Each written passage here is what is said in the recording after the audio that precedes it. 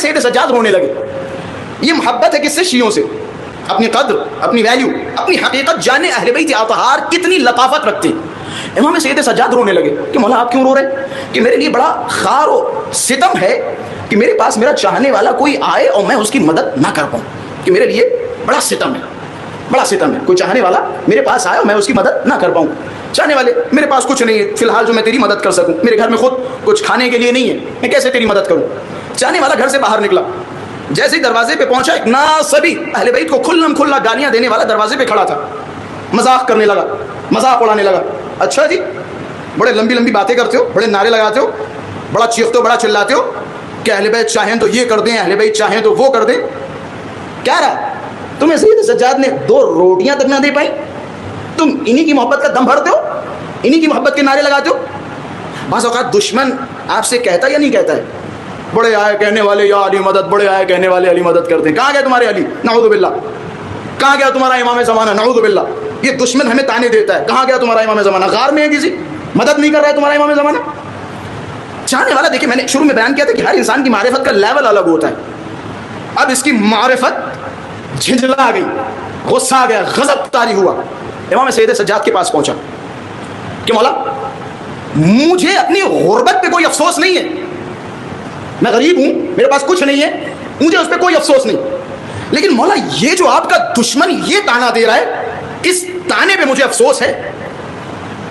یہ دشمن جو یہ تانا دے رہا ہے، اس تانے پہ مجھے افسوس ہے.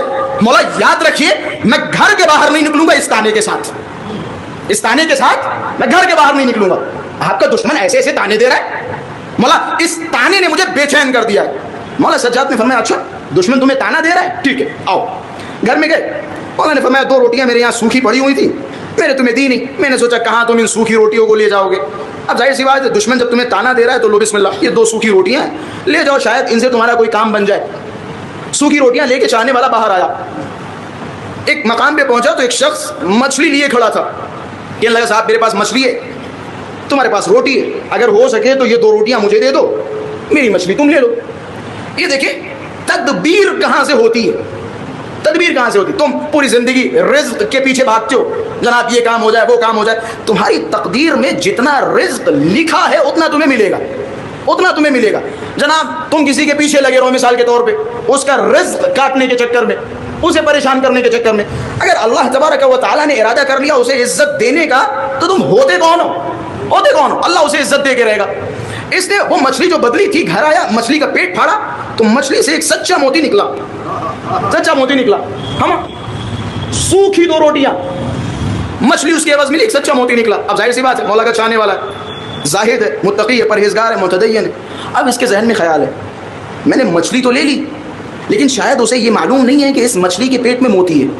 اب اس کا دل یہ کہہ رہا ہے کہ اسے بتانا چاہیے، دل مطمئن نہیں ہے، کیسے میں اسے اپنے پاس رکھوں، اسے بتانا چاہیے. تھوڑی دیر کے بعد دق الباب، دروازہ کھلا. السلام علیکم. وعلیکم السلام. بھائی صاحب تم نے یہ 2 سوکھی روٹیاں دی تھی؟ جی ہاں. میں نے مچھلی دی تھی؟ جی ہاں. ہم کیسی روٹیاں تھیں؟ گھر پہ توڑنے کی کوشش کر رہا تھا، ٹوٹ بھی نہیں رہی تھی. اب کیا کیا جائے؟ مچھلی واپس کر دوں؟ نہیں، میں نے دے دی سو دے دی. یہ لو روٹیاں.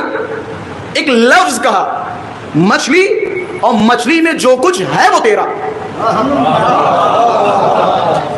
یہ دیکھیں اللہ کی طرف سے یہ الفاظ ہے تاکہ اس مومن کو مطمئن کیا جا سکے، اسے مطمئن کیا جا سکے. مچھلی، اور مچھلی میں جو کچھ ہے وہ تیرا.